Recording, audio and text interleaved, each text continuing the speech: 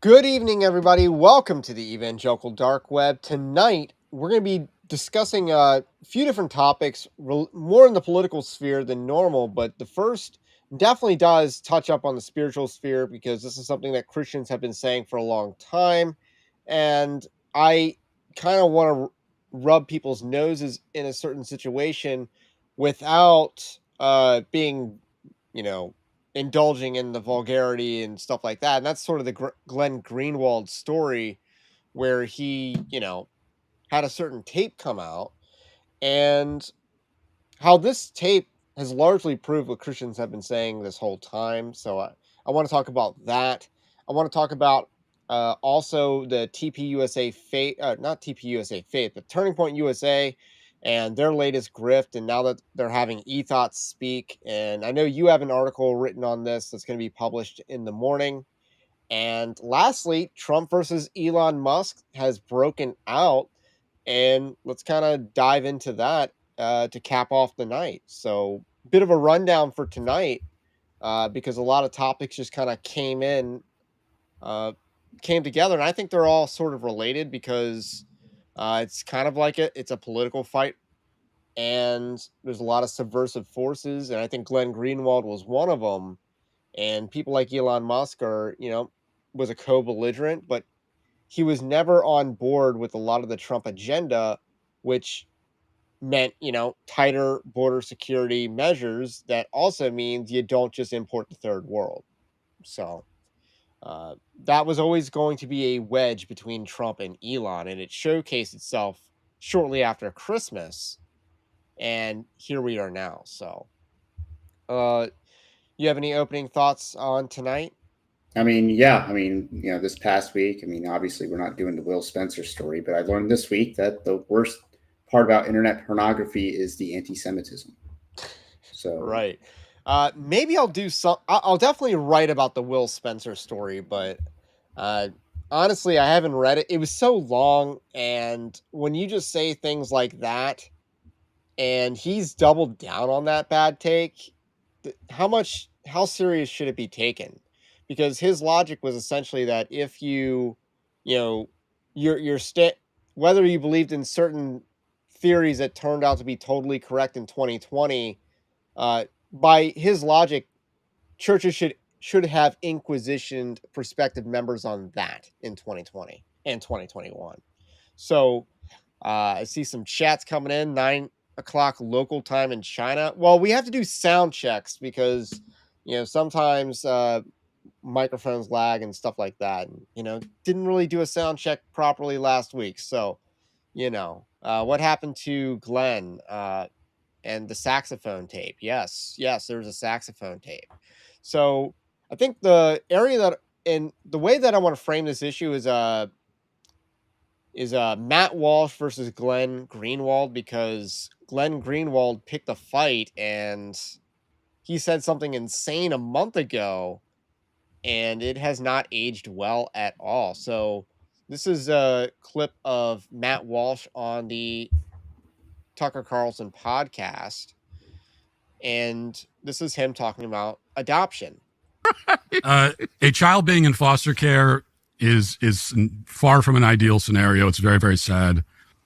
A child going to two gay parents, I think, is worse. I think it's easily worse, actually. Why? It's just more disordered. It's more confusing for the child. Again, neither scenario is good. We don't like either thing, but I don't see going to gay parents as an improvement over the what they had before. So do we know that it screws kids up, or we just sort of intuitively know it? I think we intuitively know, but also there's been plenty of studies done about the mental health effects of kids that grow up in these, same-sex parent homes. There's been a lot of studies done about it, but honestly, you can look at the studies, people will fact check, and they're there. I don't need studies for this. It's the same thing with the trans topic,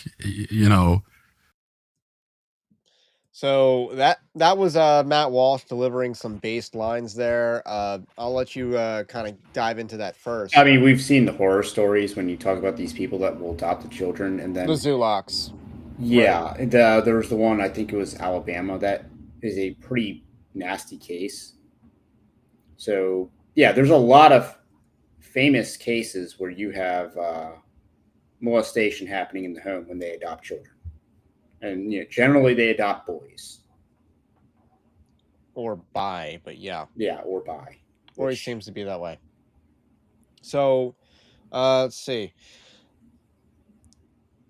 I had a lot to say about that, but it definitely ages well for Matt Walsh because Glenn Greenwald, I'm going to pull up the tweet once again. Glenn Greenwald attacked him as that. Let's kind of read what he said. One has to be morally deranged or totally ignorant of the grim realities of kids lingering without parents in orphanages, shelters, and foster care, only to be expelled at 18 with no support, to believe that dark hell is better for kids than being adopted by gay couples.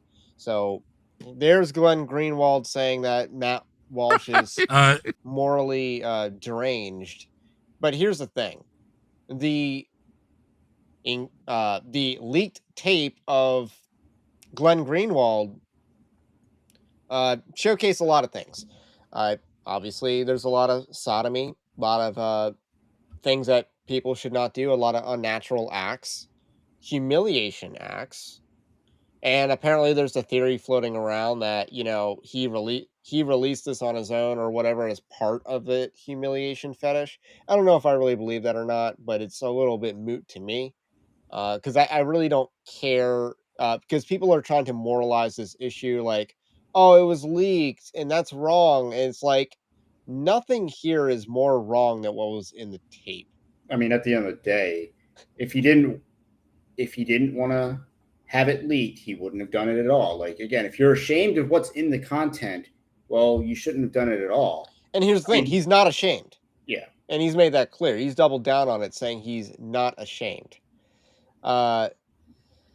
So with that said, this is going back to the issue of adoption. He does unnatural acts in the house. That, to me, is disqualifying, but he also does a little bit of meth. That's kind of in the tape. So with that said, and I need to be very clear about this, this is stereotypical gay behavior. Most people won't talk about how smoking meth is like very gay. Like outside of the state of New Mexico, it's not a heterosexual drug. I'm just being real. I can point to anecdotal evidences in my life, knowing this, seeing I mean, this. yeah, there's a huge party culture But, and a lot of yeah. drug culture that's associated with homosexuality. So, Right, meth again, is that like was their more choice largely, drug. but that was largely, I guess, concurrent with the 1980s and the whole HIV/AIDS thing. Was the fact that a lot of these people were degenerates. They were using drugs. I think nitrate poppers were more of a thing back then. So again, they were already very much prone to being in the health system because they were degenerate and a lot of health problems that come from that.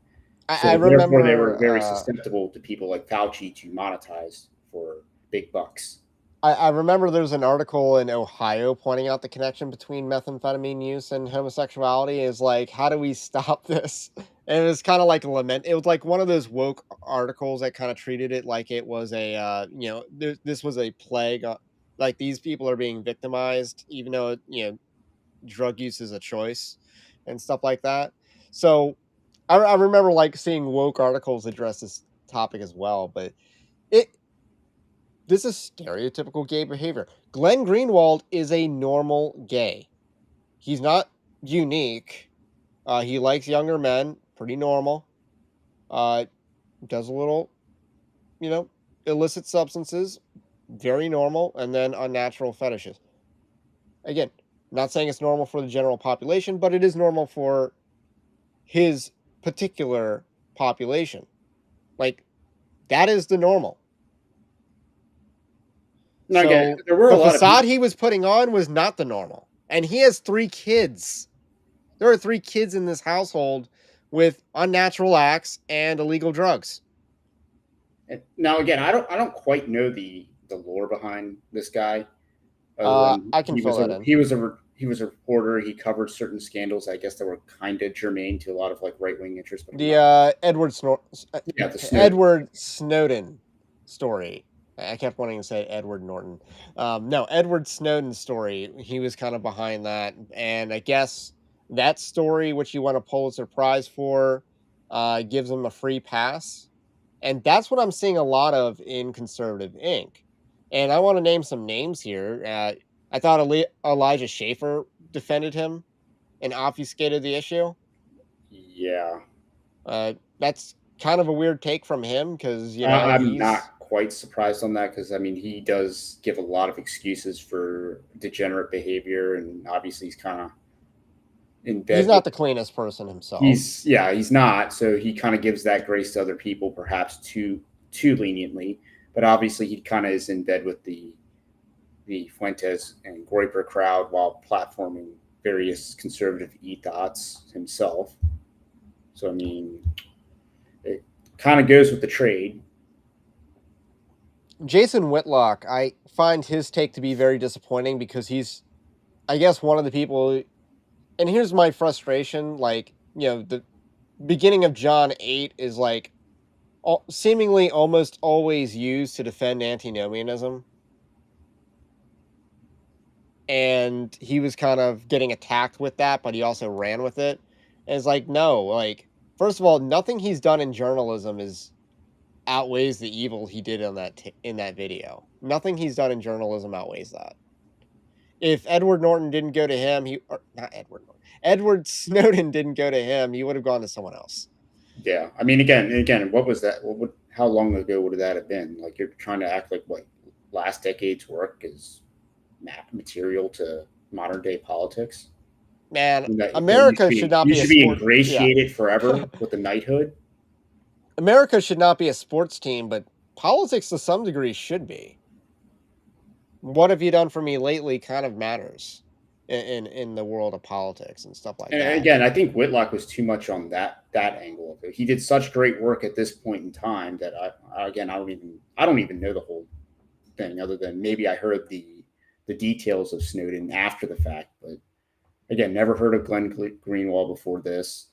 And it's just like, wow, we have this guy that's like, being, I guess, given a lot of praise by people in the space that are basically, giving him a pass or basically saying this is bad. I don't know. I'm being asked if I recently watched an Ed Norton movie. I mean, no, actually. But, a lot of his movies are pretty relevant to the times that we live in. American History X, Fight Club, which we're not allowed to talk about. So, it's on the mind. So, statistics, man. Yeah, who I've met in real life, right? So, with that said, Charlie Kirk was someone else that also defended him, saying that though Charlie Kirk, who's a professing Christian, was basically saying that the mean words being said about Glenn Greenwald is worse than what Glenn Greenwald was doing in that video. No, again, if he didn't want that stuff to get out there, he wouldn't have done it at all. And that's, and if you're ashamed of it, then you shouldn't have done it at all. Like, again, if someone has a sex tape of them and their wife released to the public, yeah, it might be a little embarrassing, but are you ashamed of what you were doing? You shouldn't be. No. Nobody Special says Glenn was a nobody until Tucker started promoting him a couple years ago. I don't think that's completely fair because he did found The Intercept and was driven out of that for not being liberal enough. He was not woke enough. Okay, so that's kind of his claim to fame as well. Okay, yeah, that now the lore's starting to come to me. Yeah, I mean, he's just another guy to me that infiltrated the right because he quit being on the left and found that it was more lucrative on the right because less competition. They love the left wing crowd. Yeah. You quoted Ronald Reagan, so therefore you get a spot. Awesome. We're getting Rumble chat tonight. Agree that what was leaked action is vile. Also, wasn't it leaked to shame a whistleblower and a critical critic of Israel to lessen the effect of his reporting? This is actually a good angle to bring up. But glad we're finally getting Rumble chats coming in. Like Rumble's finally like fixed their stuff on Restream as a platform, so that's good to hear.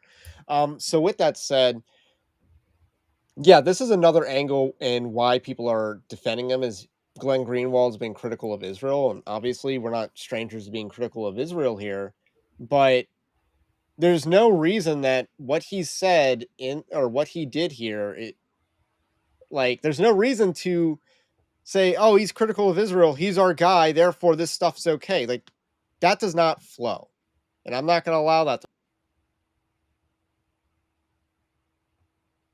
No, you're muted.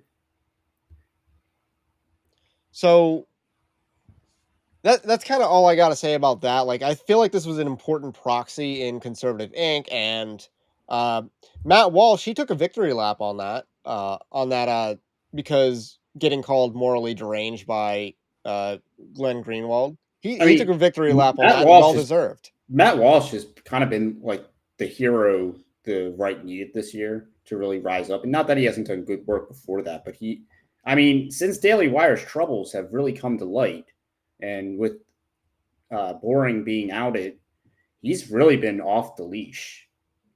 And Yeah. He's been raging, and it's been a pleasure to see that. It's been great for the movement overall, and he's been kind of a champion and a unifying figure that you can kind of rally around, especially if you need to like wake up some normies in your life. You would float them some Matt Walsh stuff. Agreed. Like he's the guy that you can send normies to, and they might actually get better for it. Also, Orrin McIntyre is someone you can send normies to. I don't think I'm the person you can send normies to, though. But after they get into that, then you can send my stuff, I guess. So, alrighty. I don't know if you want the Charlie Kirk defending Glenn Greenwald. I think does become relevant, especially since we're about to discuss his part in the basically fueling what's wrong with conservative media, and that is we're just rewarding ethot culture. So, with that said, let's dive into this article that you wrote, but let's use this image that is in the article because this is the Young Women's Leadership Summit. And this is a list of confirmed speakers. I don't know who most of these people are. I don't either. I mean, keep in mind, 3 or 4 of them are like, I don't say married or with or affiliated with people that are in Con Inc. I mean, Erica Kirk would be an obvious example. Okay. There's Steve Bannon has someone. There's a Bannon girl in here, obviously related to Steve Bannon. Yeah, so there's a little bit of nepotism going on. Quite a bit of it. I mean, Byron Donald's wife is in there. Erica Donald's. Man, I couldn't tell. Yeah. Was it Maureen? Bannon, and then there's a Cardone. Elena Cardone is Grant Cardone's wife.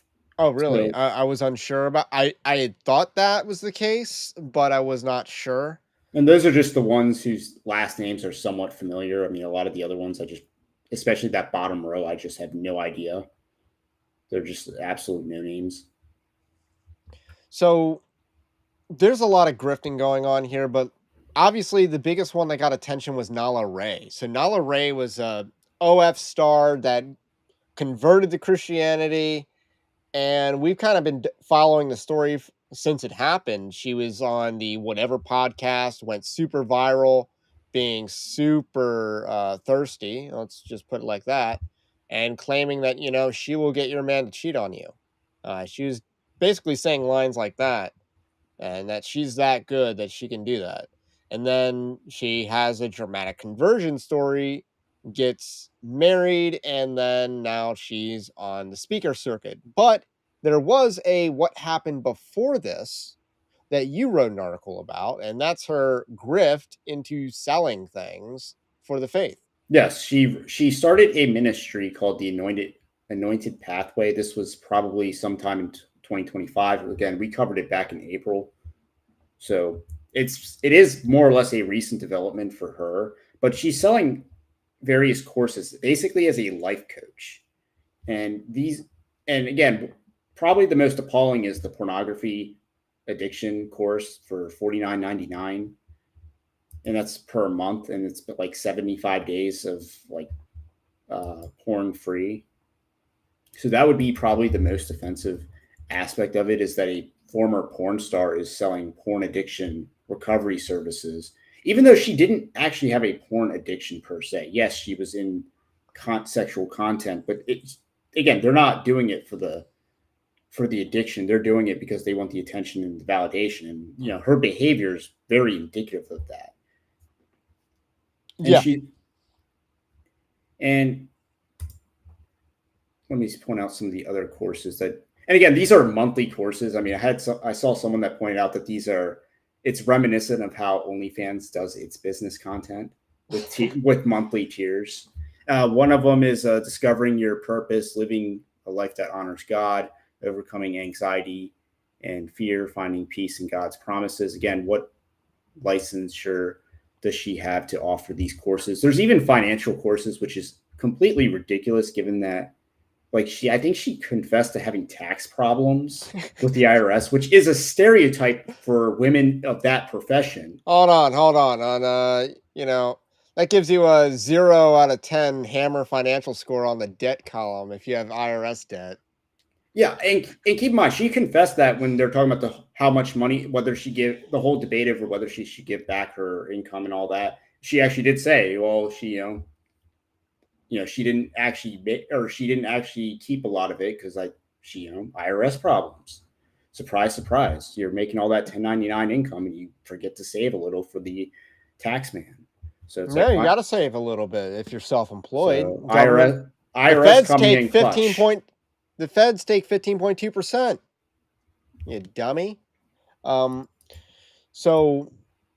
yeah, I mean, fleecing dudes, like porn addicted dudes, for $50 is a month is just ridiculous. And you have a lot of Christians that are running cover for her, and she's doing that. And again, this is in addition to the fact that she still produces like softcore sexual content that is very overtly sexual.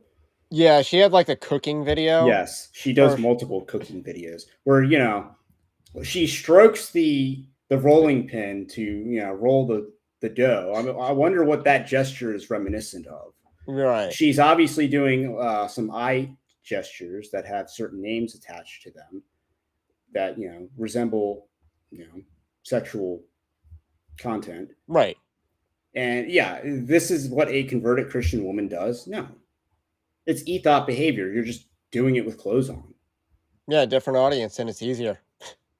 Maybe it's you can basically sell sex without taking your clothes off, and Christians will reward you.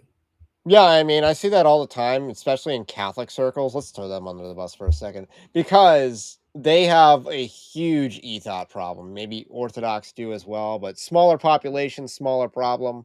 But I see that all the time. And I noticed that one of the fastest ways to gain followers on the internet is to convert to Catholicism. That'll give you followers who are going to welcome you home. And, there's a couple of high profile accounts that did that on the Twitter sphere. And, ethot behavior. It does not change. It doesn't really change. But with that said, I think you're right to point out, like, this is a huge, like, question mark on the legitimacy of her faith profession. Because if she were genuine, why is she selling courses on what should be freely given? Especially since she's not an expert on any of the things that she's offering. Her only talent is selling sex. I mean, which is to say she has no talent. Yeah, and I don't really find. And again, I don't trust her husband as well. So again, we're not just bashing the woman here. The husband is, he's kind of a simp by any and all definitions. I mean, his faith is very dubious because he was buying into the whole solar eclipse has eschatological value or significance, and he did that last year. He was one of those guys. He was one of those John Hagee, blood moon pushers. And what is she going to speak on?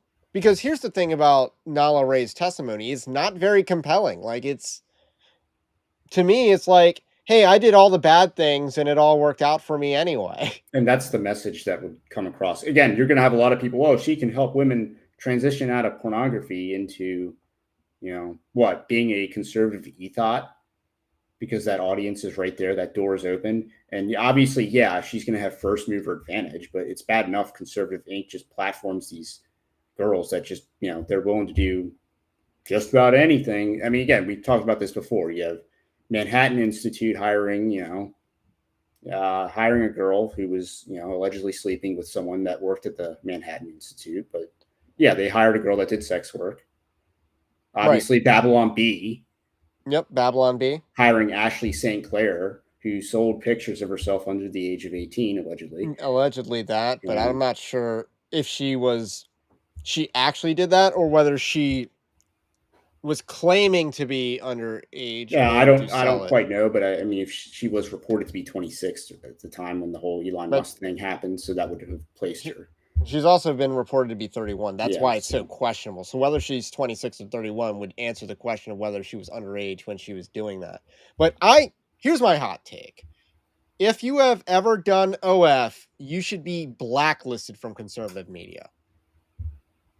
There needs to be permanent consequences to this behavior. If you've ever done OF, you should be blacklisted, because this cannot be rewarded. Like, yeah, it's good that you're out of it.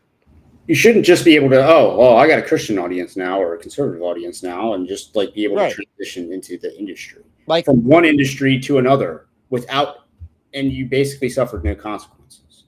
Right. Like, no, that should be a liability for the rest of your career.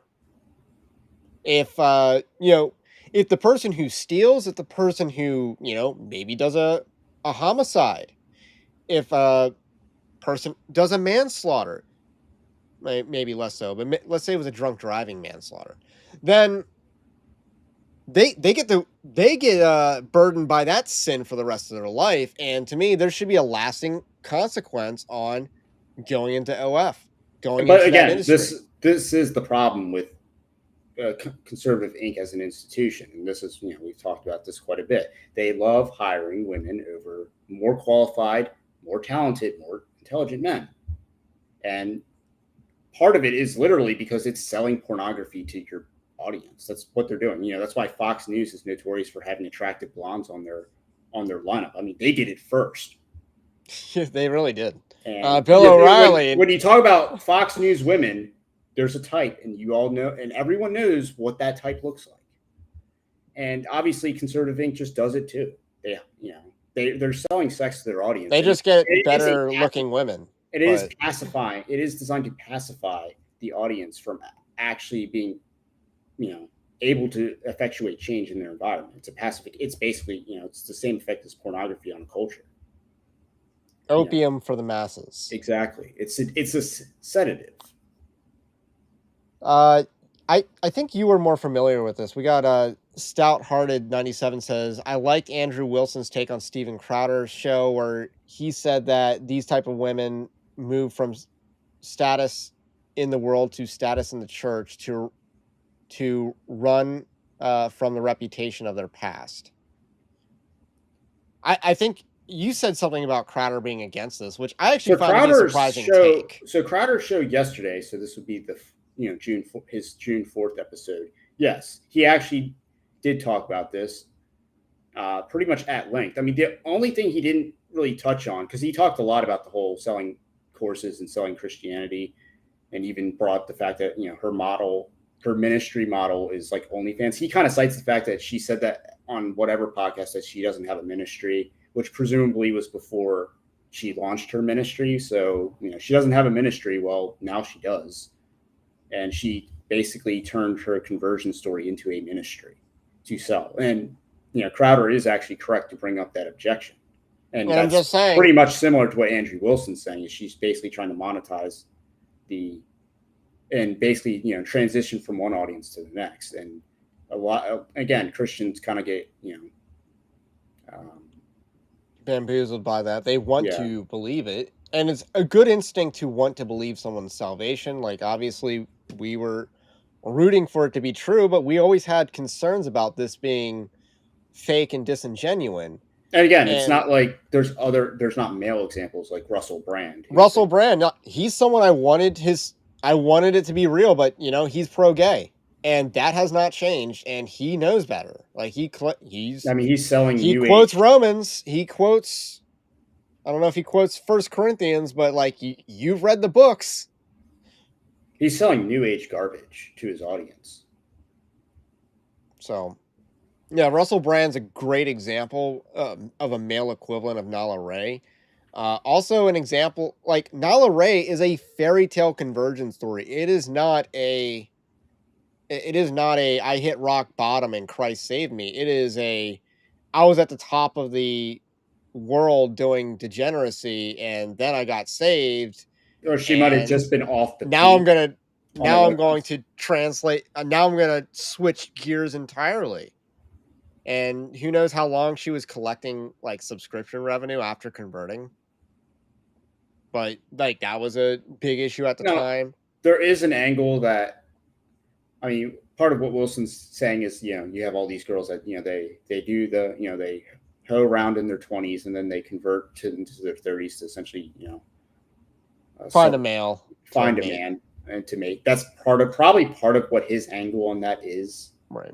And perhaps it's true. I mean, I imagine you get a lot more of that in charismatic circles. That's certainly what I see on the whole dating app environment is, let's just say, single mothers tend to be more in the charismatic side of things. There's not a whole lot. Can he fix her? Yeah, I'm not interested in that.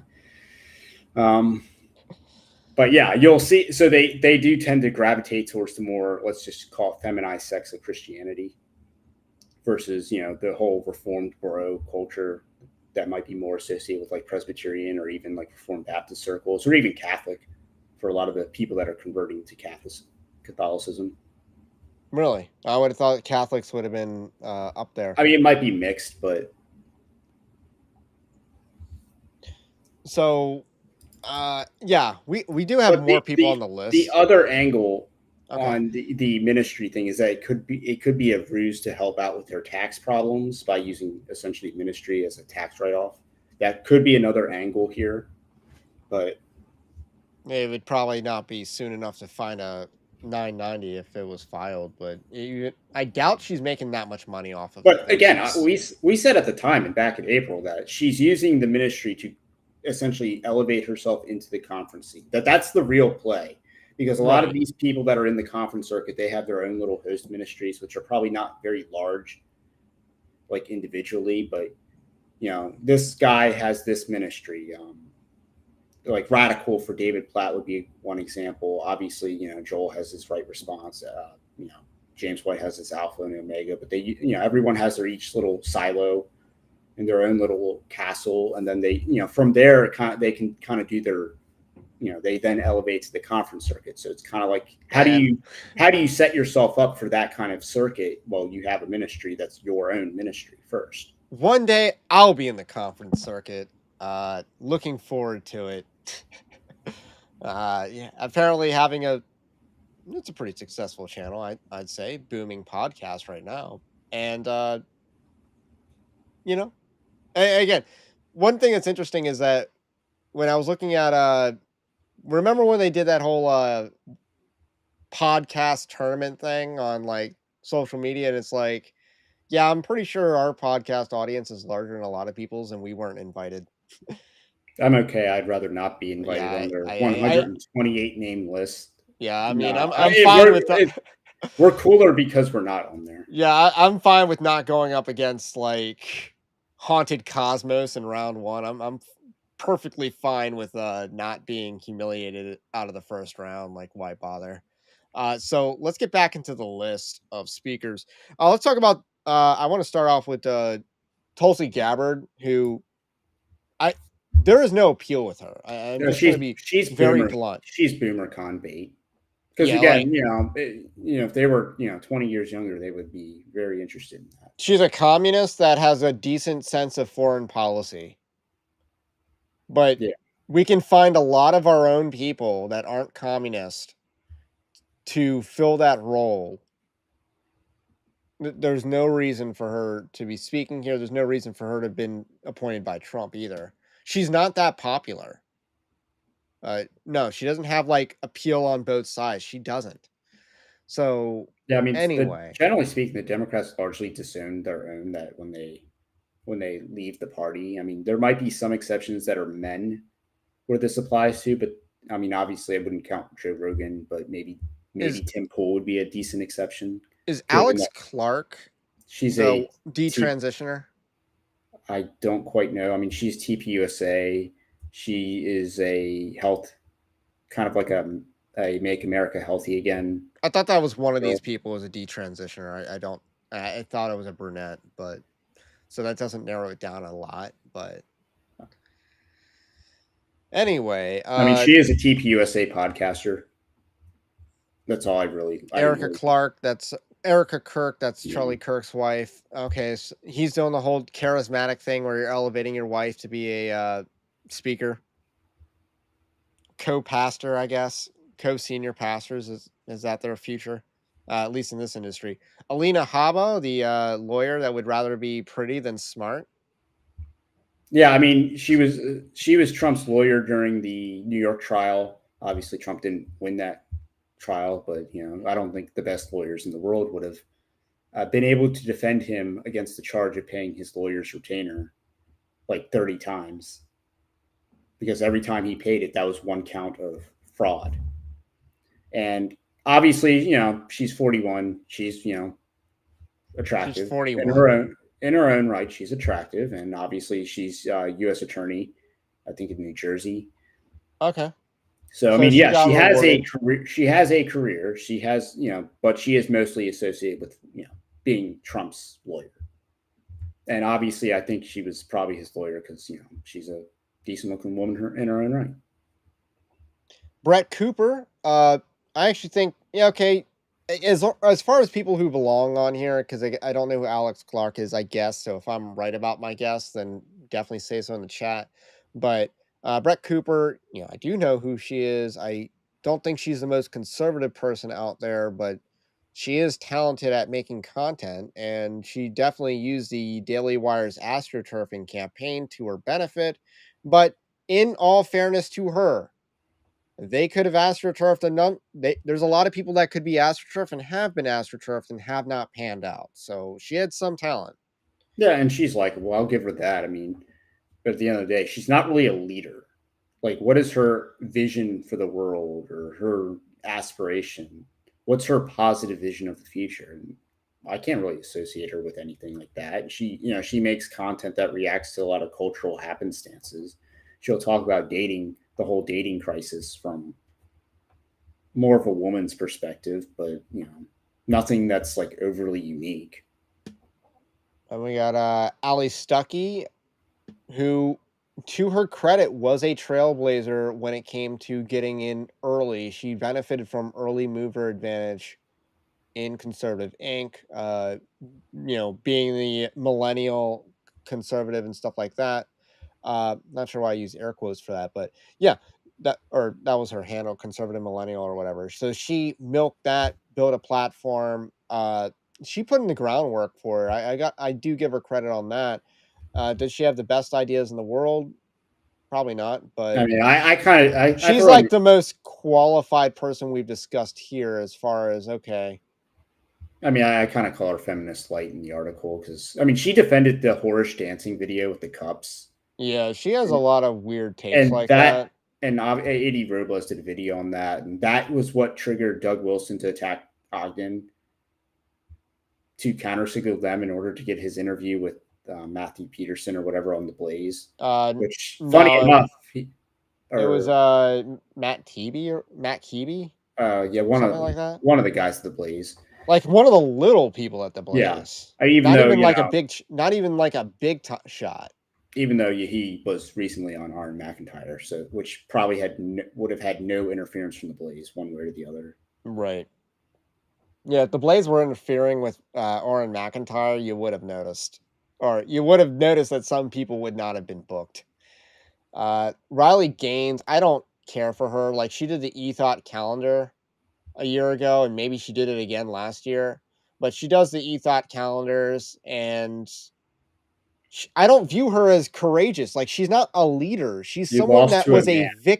no, she's someone that's a victim of something that happened to her and milked victimhood into a lucrative career. Like, that's not something we want to reward. I don't think victimhood is something that should be rewarded.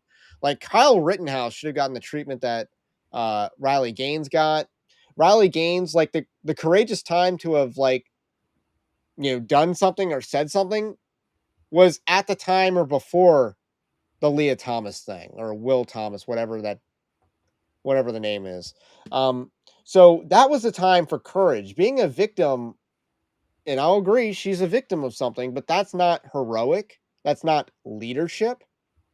And using victimhood to build a career when you wanted to be a dentist, uh, no, I don't think that's very genuine. I don't really care for her. And then she's defended a lot of. I mean, she makes like $200,000 a year working for like some conservative think tank or nonprofit or whatever. Like I saw the thing of her salary going around. It's just like, what do you do? Nothing. You're just a A face, a voice, yeah, or you're whatever. Negro. I mean, that's all you are. Yes. And that's what conservative Inc. largely is. It's a different form of OF in many cases. No, you're not. Dana Lash, she is definitely one of the bigger sellouts in conservative Inc.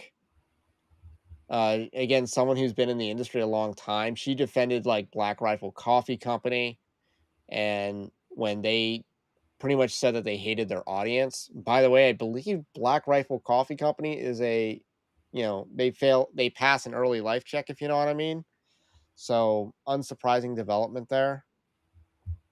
Lila Rose, Yeah, she's one of those. Yeah, she essentially runs Live Action, which again, they're a media company that functions as a 501c3 charity.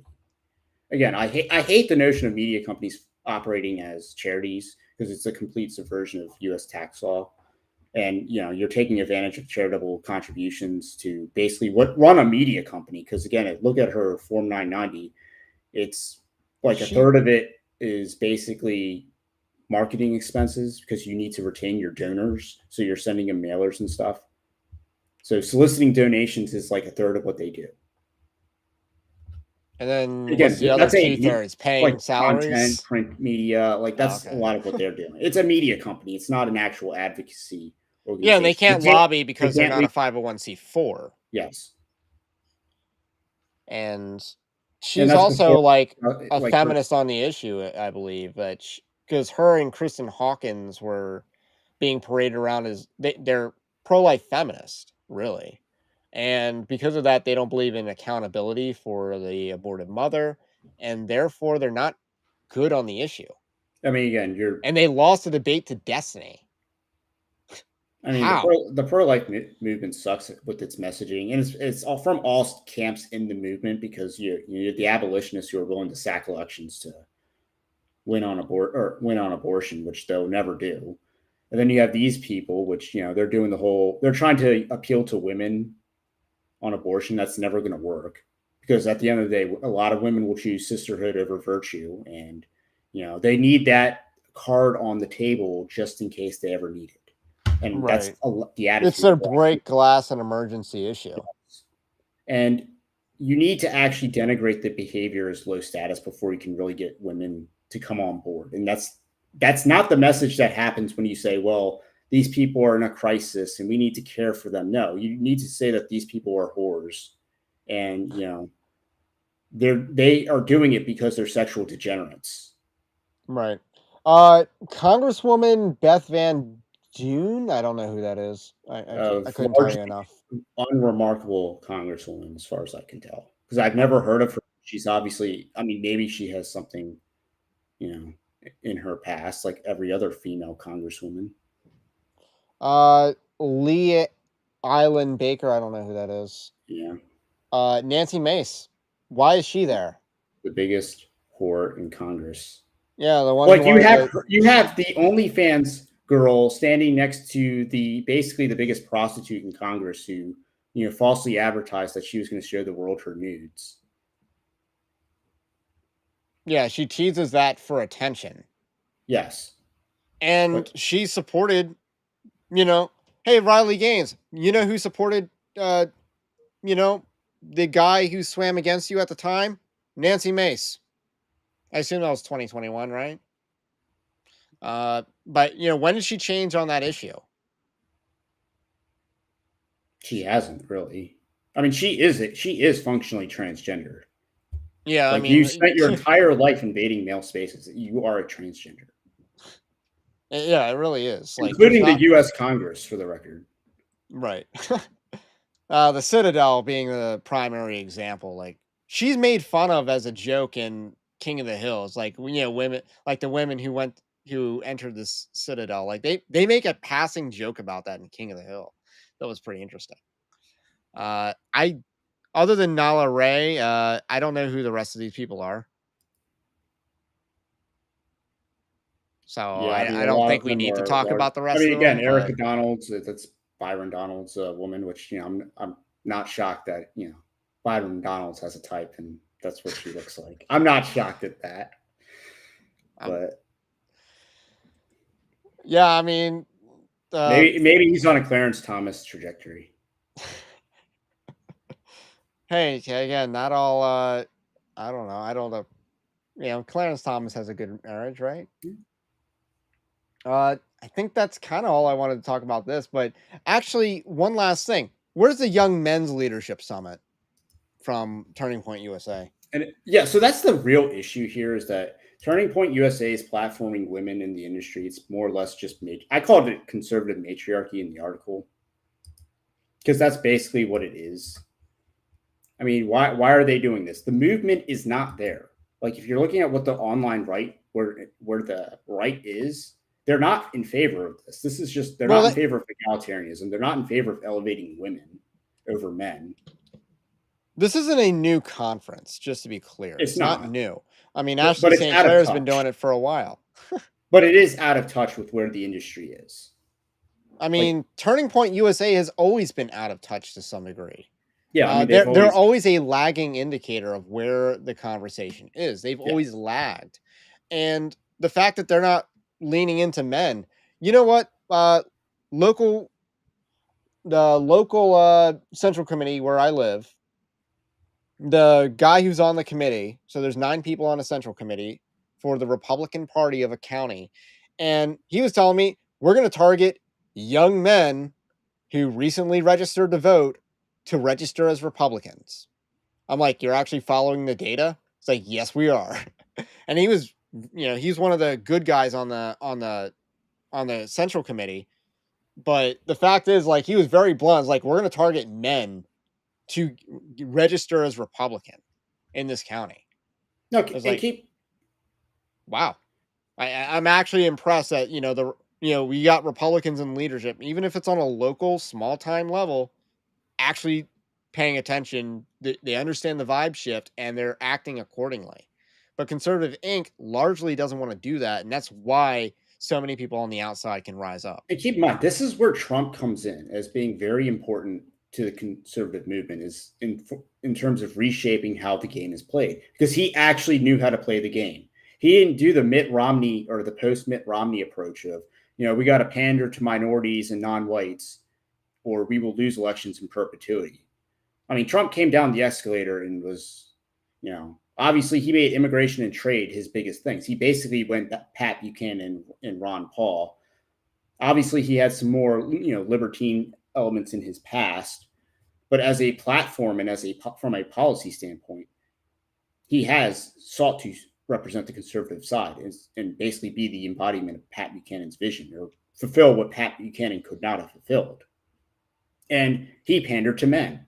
He pandered to whites on the immigration issue. He said that immigrants were poisoning the blood of America, which again is a claim about, not just that they're coming here illegally, but, that they are not demographically a fit.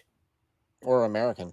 Because that's the large trend in the Republican Party that, being an America is not an idea. And what the Democrat Party has actually embraced the proposition nation. So for all those liberals out there opposing Christian nationalism, you agree with, on the basis of proposition nation, G3 ministries. Yeah, you agree Yeah, with the but if you Democrat Party reject, platform? the proposition, do you cease to be an American? The answer is no, because they're not going to say that. Okay, so do you deport the people that reject the proposition? They'll say no.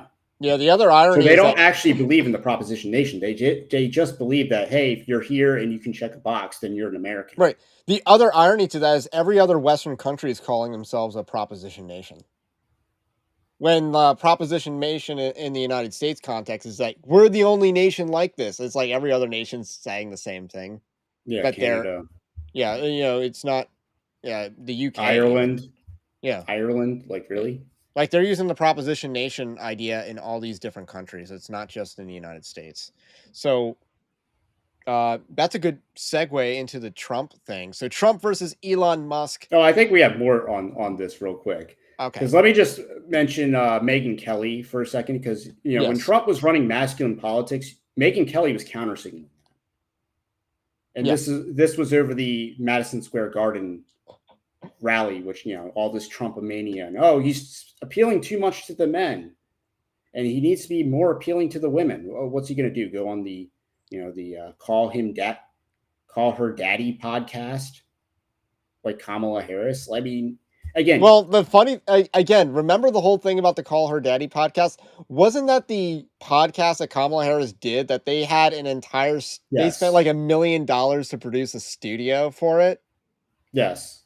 It's insane what the Democrats were spending money, which probably was money laundering, but still.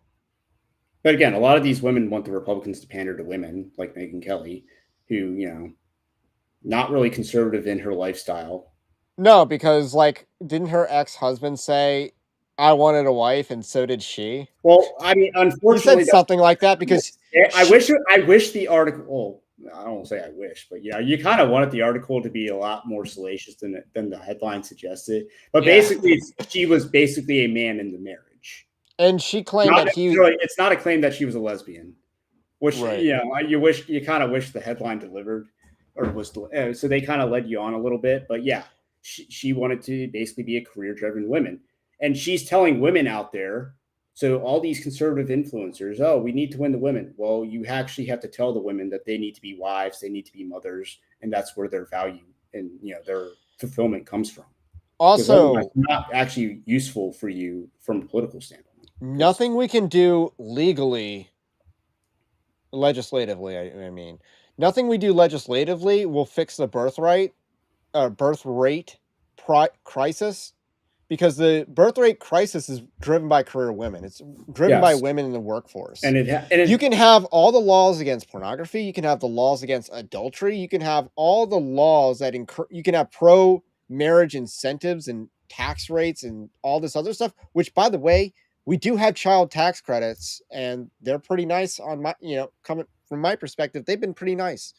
But at the end of the day, when you have women in the workforce, that is the biggest killer of birth rates in the country. Look at South Korea. They had all the laws that we could ask, abortion was illegal and stuff. So they had all the laws that we could ask for, and they still have a plummeting birth rate.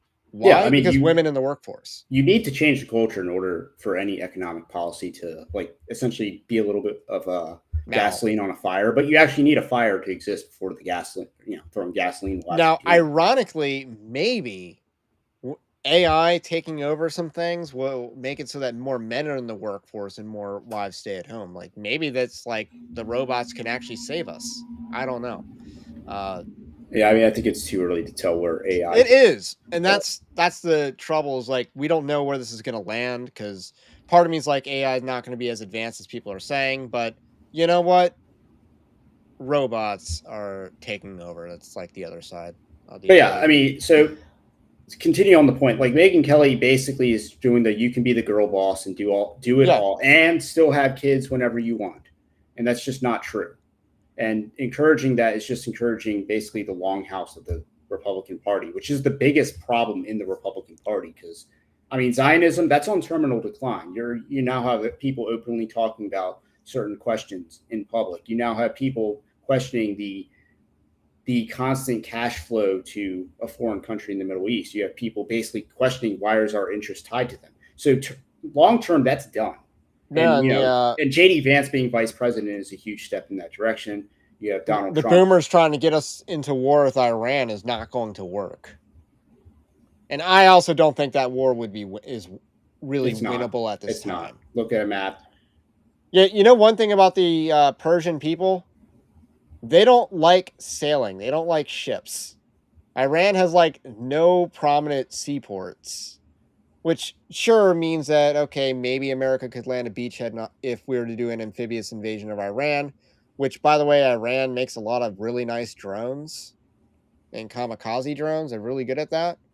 So that's, mountainous terrain. Yeah, they're going to fight inland. They're an inland people, and that's where they're going to really dig in their heels. You're basically fighting in a mountainous country. I think Alexander lost more soldiers in what would be modern day Afghanistan. I think he lost more in Iran because on the way back, it was bad. Oh no, he lost in the desert, but they wouldn't be going through that part of modern Iran.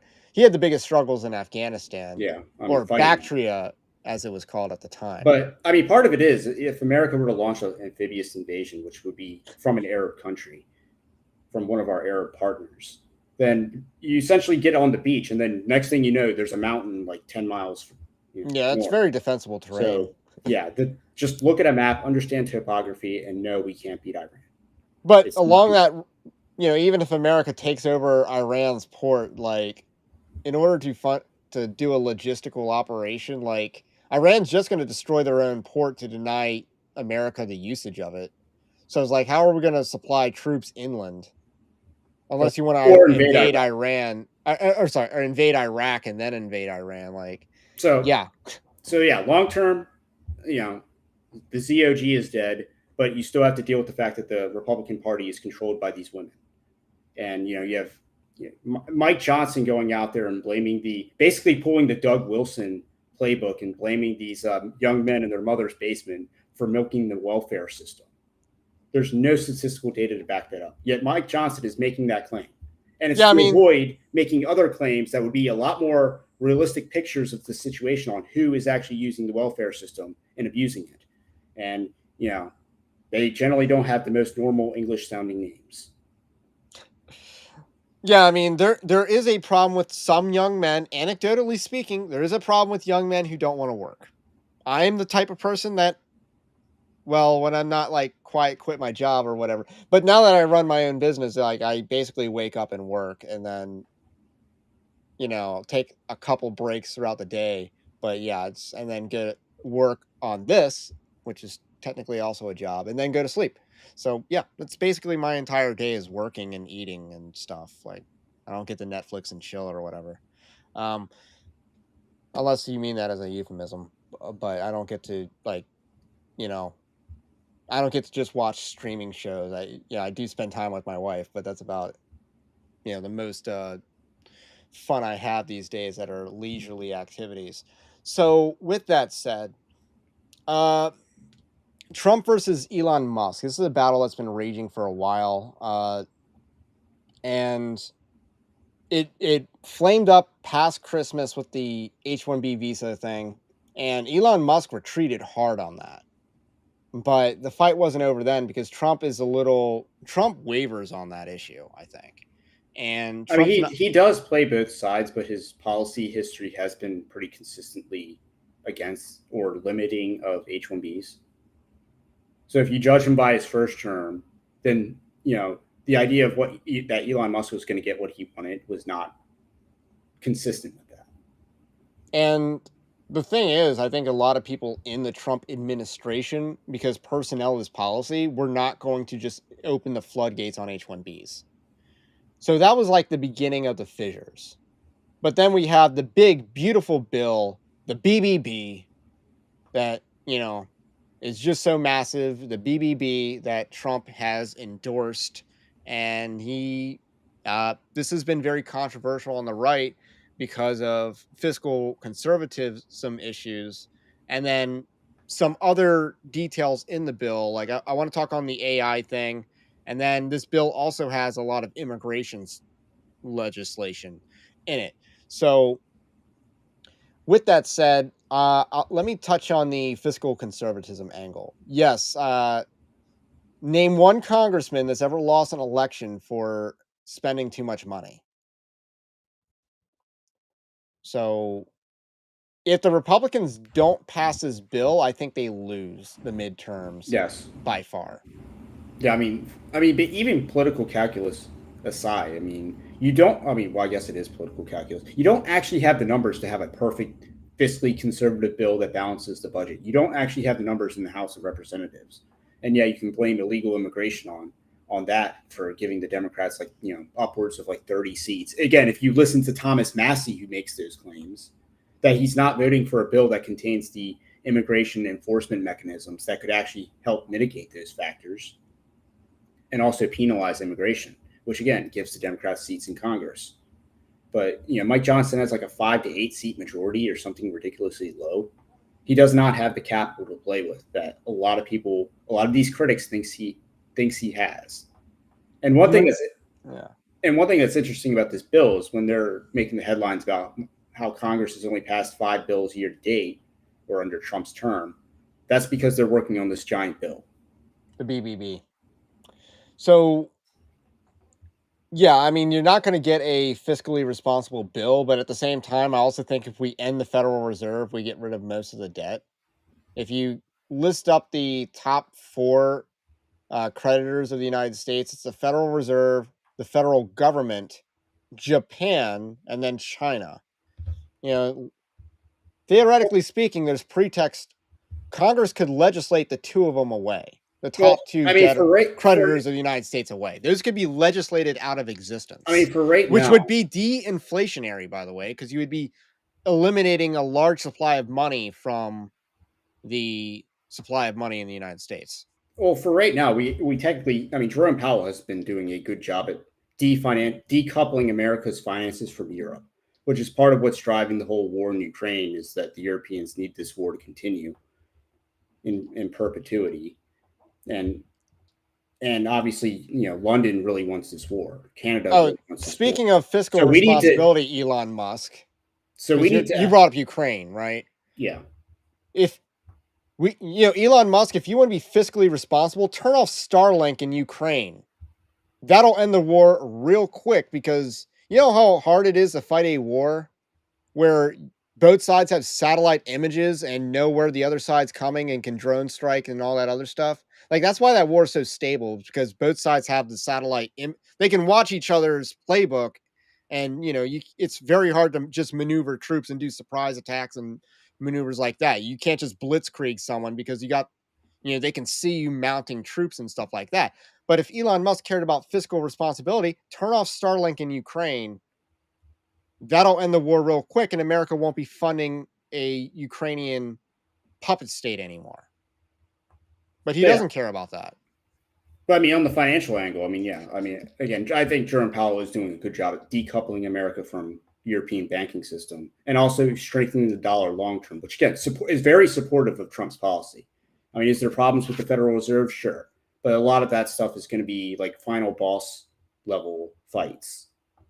And obviously, so in the short term, he's actually helping us out in terms of trying to strengthen the U.S. dollar domestically, make it, and who cares about it abroad, because in order to do business in America, you have to have your dollars here. That's kind of the play that the Federal Reserve is doing, which is going to be very helpful and advantageous. So I'm not the expert on that. I would listen to Tom Luongo for more sources, but again, you're not going to get fiscal conservatism, and the Republicans need this bill. They need the tax cuts to be permanent, because those expire. So therefore, they need that solution to be permanent if they want to win the midterms. They can't go into the midterms having your taxes go up because the tax cuts went away. That those tax cuts that you've had for the last since 2017. Yeah, it's been a while. So you won't notice, you can't even say, well, I remember what it was like before. No, your entire financial picture has changed since Trump's second year in office. I can't say I remember what filing taxes was like before Trump's tax cuts, but a lot has changed for me since then. But I don't want to go back. Whatever that was, I don't want to go back to that. And unfortunately, there are certain things with the SALT tax, which you probably want that to go away. SALT tax? That's the state income or the state income tax deduction that you can deduct state taxes from federal taxes. For California and New York. Wait, that going away is a good thing because It would be a good thing, but unfortunately, yeah, you're not going to get that in this bill.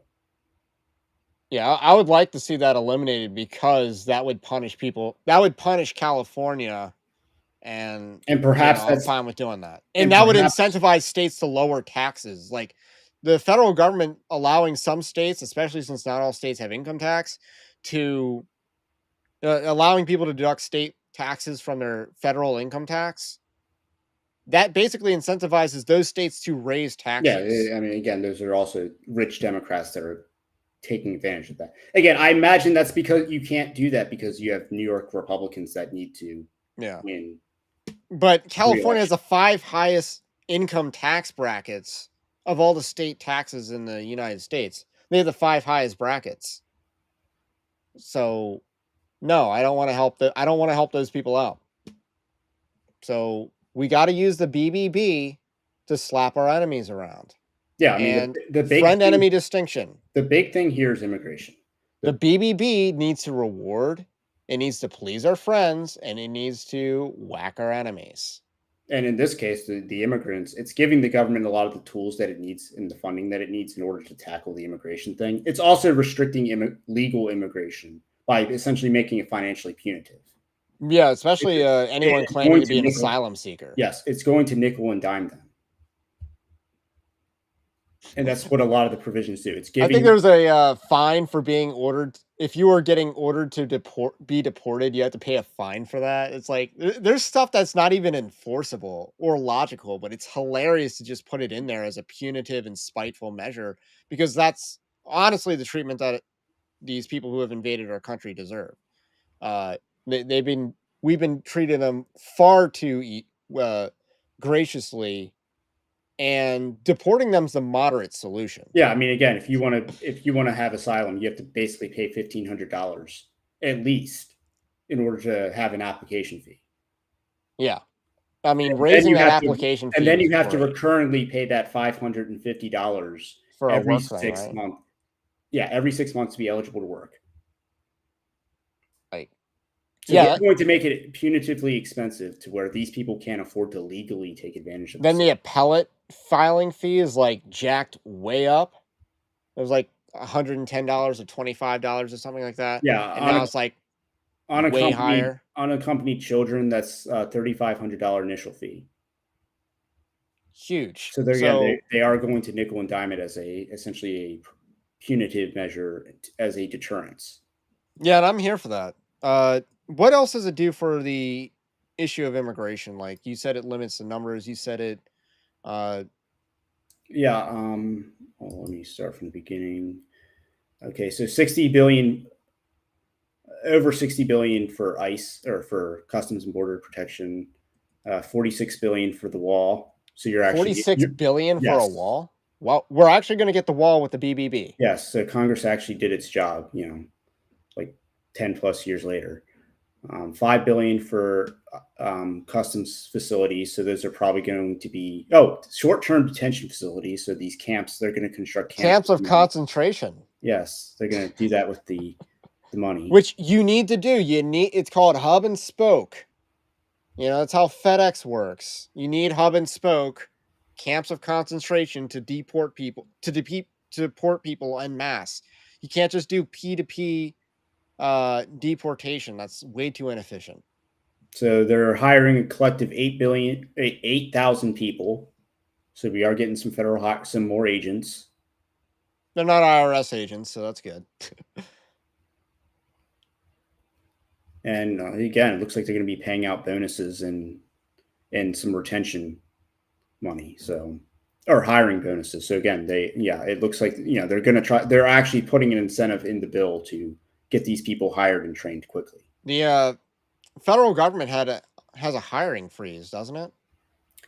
I don't know if that's still in effect, but Trump did do that out the gate. Yeah, with some exceptions, obviously, but there was a hiring freeze in general. But interesting that we're gonna hire, and then there's ICE is getting reinforced. So there's more technology in the bill of like $3 billion for basically technology and So, perhaps surveillance infrastructure. Obviously, there's speculation of whether Palantir will be used to track illegal immigrants inside the country, which I'm not. Like that technology already exists. Yeah, I'm not bearish on the whole Palantir thing. And again, as a shareholder myself, I kind of need them.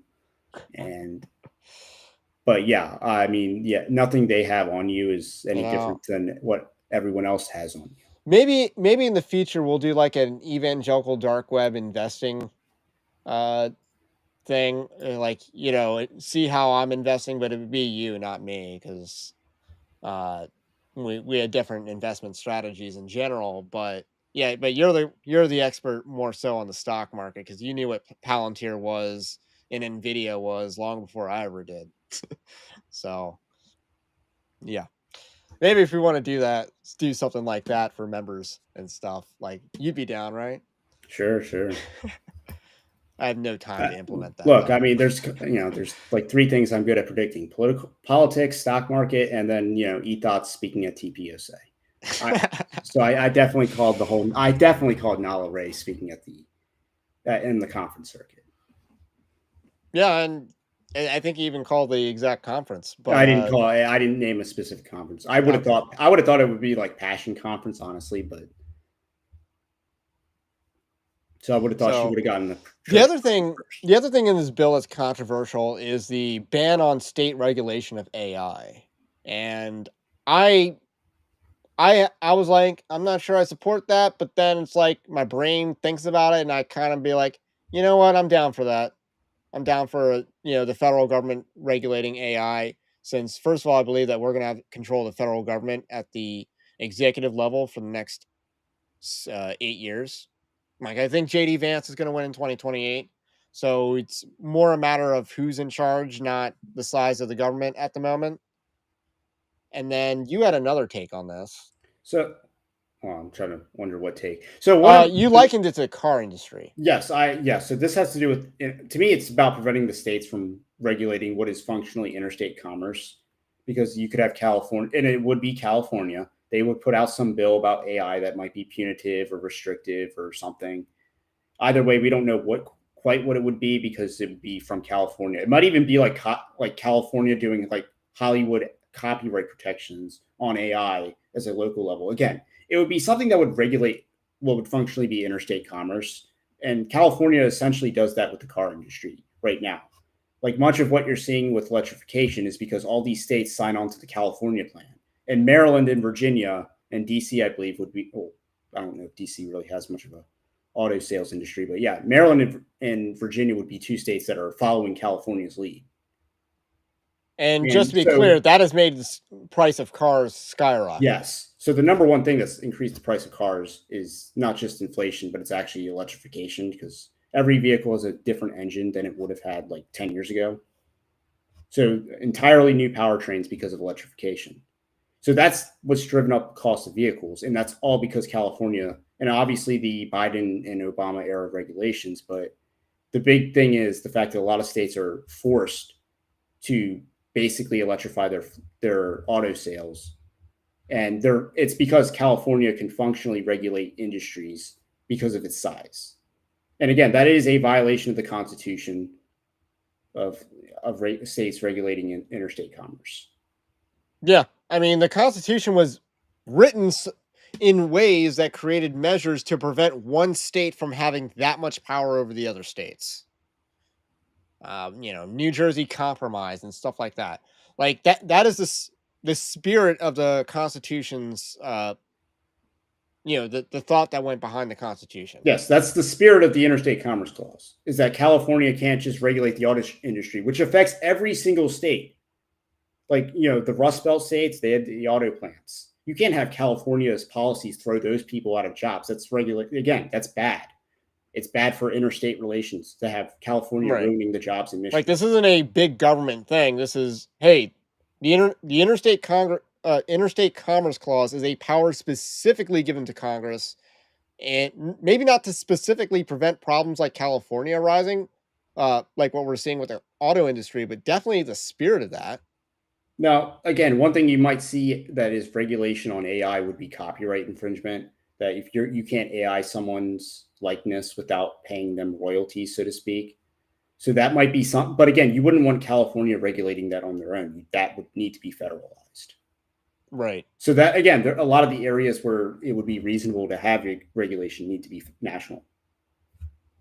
So, I think that's the last thing regarding the bill. Like, I think I've swung in favor of the BBB in the past, Again, Trump needs this 48 hours. Trump needs this to actually get his agenda done. It is a political victory for him.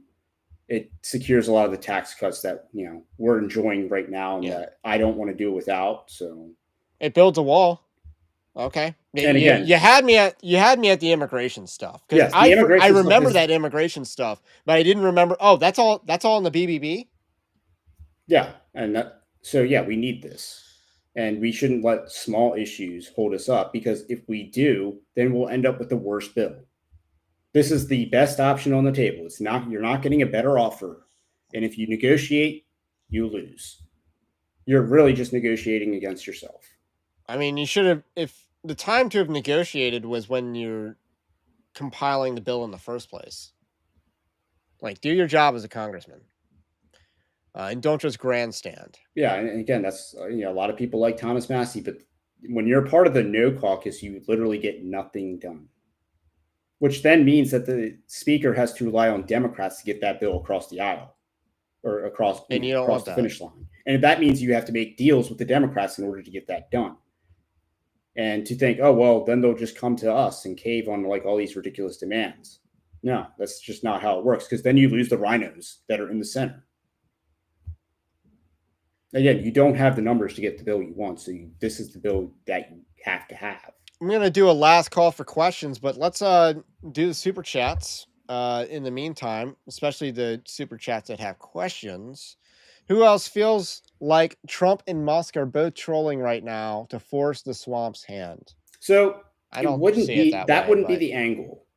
So the idea that Elon Musk is that it's all kayfabe, that it's all theater, that it's just little. They're both making a play. That would be so that Elon Musk can kind of regain legitimacy with the left. That would be the angle if you're saying that it's all an act. Which again, I don't think it is, based on how serious Elon has taken things with dropping that Trump's on the Epstein list, but because that's clearly an appeal to the right, not to the left. But I don't see it as a troll. I mean, there's maybe not a 0% chance that it is a ruse to regain favor with the left, because the left primarily make up his customer base, and he lost a lot of clout with his customers that he needs to buy Teslas. So he's separating himself from Trump to basically regain his original. But Sean Hannity bought a Tesla, so I'm not sure how. I'm not sure how much he needed the liberals to be customers. I'm not sold on the proposition, but Tesla is a symbol I am of throwing it out there. His car is a symbol of conformity. I don't think he needs people to, and it's a status symbol, so people will buy it for those reasons alone. Well, decreasing though, especially with electric vehicles not selling as they used to. 7-Eleven for another $5 says, do you guys think a lot of this conservative corruption is going to lead to a resurgence of leftism in the next few years? By the way, Shabbat Shalom. Well, if the movement goes the way that Joel Berry and James Lindsay and Neil Shemby want, then yes. Yes, because they are the resurgent leftist. They're the people that are going to contain the left. If you're going to have a party that is Israel first, that is pandering to minorities instead of white people, then yes, you're going to have a resurgence in the left. Again, this is about Trump needing to do his job. This is also why the BBB is important. You need to focus on immigration. You need to get them deportation numbers up. I love calling it the BBB, by the way. So, yeah, I mean, if you don't succeed, then the left will have a means of regaining power. And if you don't actually respect your base, then you're just helping the left win.